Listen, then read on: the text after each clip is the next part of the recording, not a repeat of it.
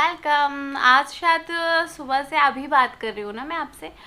तो अभी तो वैसे तो 8:30 हो रहा है और डिनर का कुछ राइस और वो बनाया है मैंने, क्या बोलते हैं, दाल राइस ही खाने वाली हूँ अभी मैं।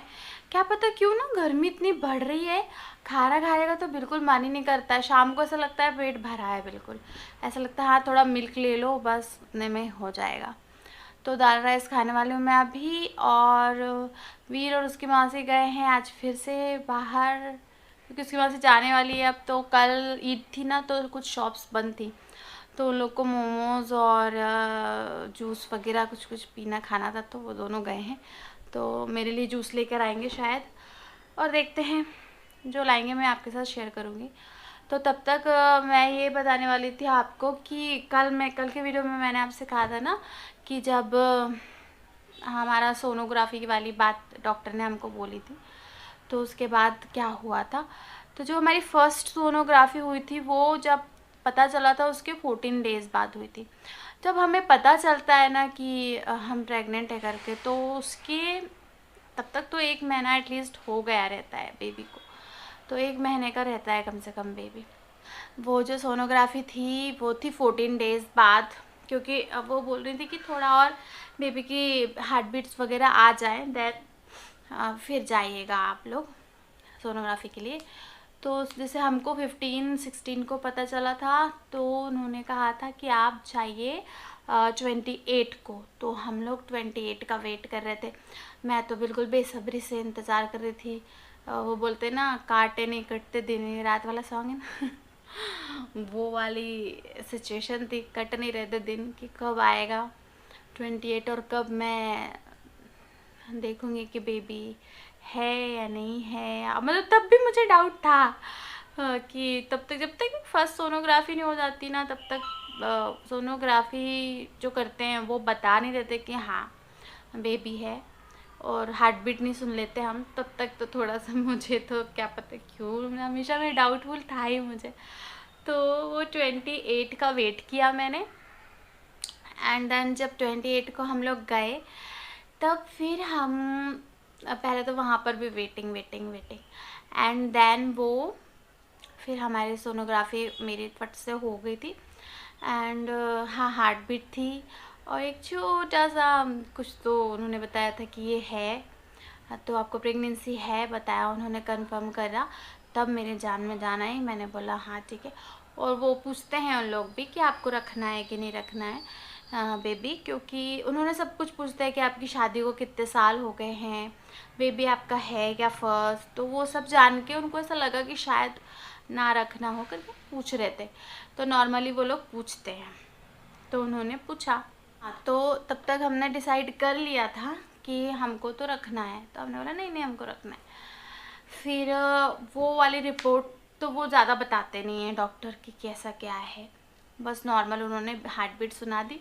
इतना प्यारा लग रहा था ना उसकी हार्ट बीट सुन के, मतलब इतनी ऐसे छोटा, मतलब इतना एक जैसे गोला जैसे ही बनता है छोटू सा, और कितना छोटा रहता है आई डोंट नो, बट उसमें ही हार्ट बीट थी। बहुत अच्छा लग रहा था सुनकर। फिर के टाइम पे भी थी सोनोग्राफी, लेकिन वो वाला टाइम और ये वाला टाइम में ना बहुत ज़्यादा फ़र्क पड़ गया। अभी मैं इतनी एक्साइटेड हो जाती हूँ, मुझे नहीं पता क्यों, लेकिन क्या पता क्यों ये डिफरेंस है, आई डोंट नो, बहुत साल हो गए शायद इसलिए। और उस टाइम टेंशन ज़्यादा रहती थी, टेंशन तो खैर अभी भी है। तो तब तक हमको पता नहीं चला था वो वाली सोनोग्राफी में, क्योंकि बेबी छोटा था उस टाइम, नहीं पता चला था कि कुछ प्रॉब्लम है, क्या प्रॉब्लम्स है मेरे साथ में और क्या नहीं, तब तक सब नॉर्मल था। तो फिर हम अपने डॉक्टर के पास गए जिससे हम लोगों ने अभी तक टेस्ट करवाया था, उनके पास गए। फिर उन्होंने हमको बताया कि हाँ प्रेगनेंसी तो है इसमें और हार्ट बीट भी है, सही है, बोले कोई प्रॉब्लम नहीं है, आप ये दवाई स्टार्ट करो।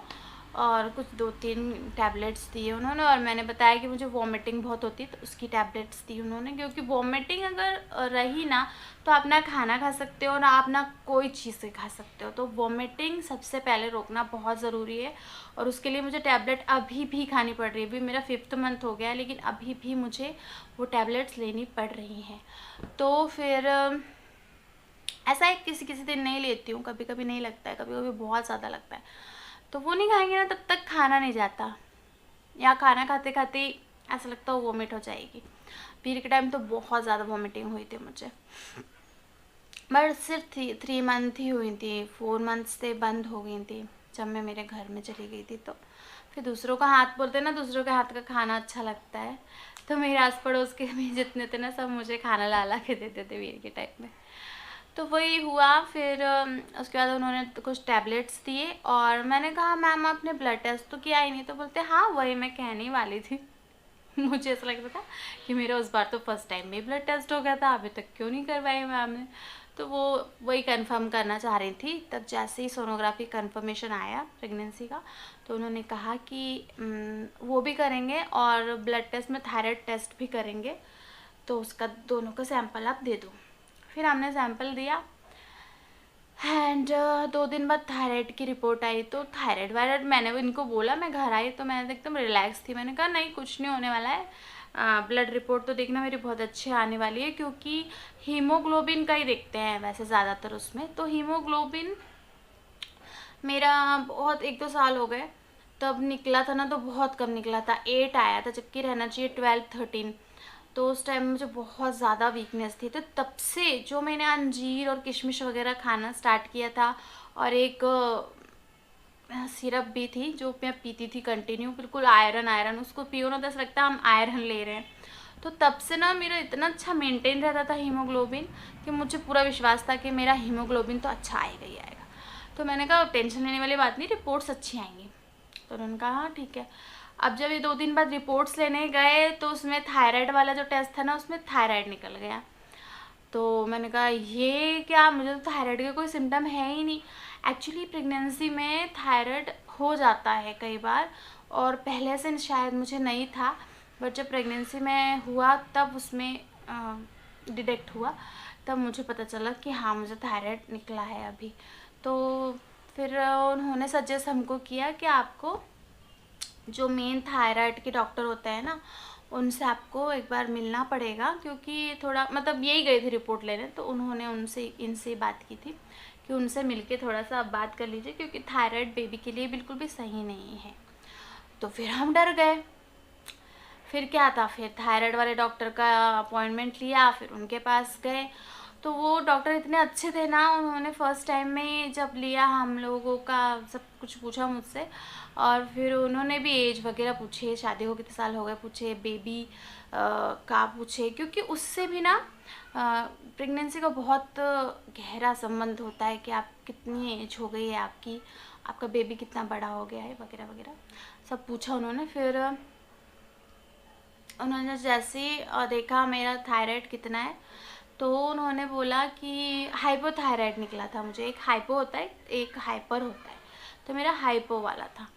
तो उन्होंने कहा कि देखिए सबसे पहली बात तो ये थायराइड हुआ है तो आपको इसके लिए एक टैबलेट लेनी पड़ेगी, बस वो टैबलेट खाइए रोज़ और आपको कोई भी दिक्कत नहीं होगी ना बेबी को। मैंने वही एक ही क्वेश्चन उन्होंने जो स्टार्ट किया कि आप ये सवाल पूछोगे वो सवाल पूछोगे, उन्होंने हमारे सारे सवाल अपने एक स्पीच में कवर कर दिए और सब कुछ हमको बता दिया। फिर मैंने बोली इन्हें तो पूछने का कुछ रखा ही नहीं। फिर मैंने बोली बस आप इतना पूछना है मुझे कि बेबी को तो कोई प्रॉब्लम नहीं होगी। तो बोले नहीं होगी, बस आपको बिना भूले सुबह खाली पेट खाना है टैबलेट, एक छोटी सी टैबलेट रहती है, और उसके 1 घंटे बाद आपको कुछ खाना है। पानी पी सकती हैं आप, उसके अलावा कुछ खा नहीं सकती हैं। तो मैंने कहा ठीक है। तो बस ये था मेरा फर्स्ट सोनोग्राफी के टाइम का फर्स्ट झटका जो मुझे लगा था। और वीर सिंह के टाइम ना मुझे एक भी कुछ भी प्रॉब्लम नहीं निकली थी, कुछ भी नहीं हुआ था। तो मुझे ना थोड़ा अटपटा लग रहा था, और क्या पता क्यों। तो मैम से मैंने कहा तो मैम बोलती देखिए हर प्रेगनेंसी एक सी हो, ऐसा नहीं होता है कि आप ये सोच रही हैं कि वीर के टाइम ऐसा हुआ स्मूथली सब कुछ हो गया। और मेरी नॉर्मल डिलीवरी भी हुई थी उस टाइम। तो बोलते उस टाइम सब कुछ सही हो गया, तो इसका मतलब ये नहीं है कि अभी भी सब कुछ सही हो जाएगा। होता है कभी 2 प्रेगनेंसी हैं तो दोनों में बहुत डिफरेंस रहता है, ऊपर से डिफरेंस बेबी में भी डिफरेंस है, एज का तो गैप, जो दोनों के बीच में जो गैप है आपकी एज का, तो उसके कारण थोड़ा बहुत हो सकता है, इसमें वो लेने की ज़रूरत नहीं है इतना टेंशन। तो मैंने कहा ठीक है, टेंशन तो होती है ना थोड़ी बहुत। तो यही मुझे हाथ से शेयर करनी थी कि जो फर्स्ट वाली सोनोग्राफी में मेरे साथ क्या हुआ था। बाकी अगली जो 3 मंथ वाली सोनोग्राफी करवाई थी ना, वीडियो एक्चुअली बहुत बड़ा हो जाएगा इसलिए नहीं तो मैं अभी ही बता देती आपको। चलो फिर 3rd मंथ में उन्होंने कहा था कि चलिए अभी तो ये सब ठीक है, अब तीसरे महीने में आपको उन्होंने डेट लिख देते हैं वहाँ पर कि इस टाइम पे आपको नेक्स्ट सोनोग्राफी करवानी है। तो वो वाली बात मैं आपको बताऊंगी, उसमें भी हमको एक और झटका मिला था तो वो बात भी मैं आपको बाद में शेयर करती हूँ। तो चलिए देखते हैं वीर आता है, तब तक क्या खा के आता है, क्या मेरे लिए लेकर आता है। और वैसे भी दाल राइस रखी है तो वो तो मैं खाऊंगी ही, अपने लिए मैंने गरम बनाया है अभी दाल राइस। क्यों पता क्यों, मुझे ना बाहर का खाने का बिल्कुल भी मन नहीं कर रहा है, नहीं तो मैं तो 1 नंबर की चटोरी हूँ खाने में, लेकिन अभी अभी ज़्यादा मन ही नहीं करता है, वो ऑयल ऑयल और वो, नहीं तो पहले तो करता था, 3 मंथ करता था, अभी अभी नहीं कर रहा है। तो चलिए मिलते हैं फिर।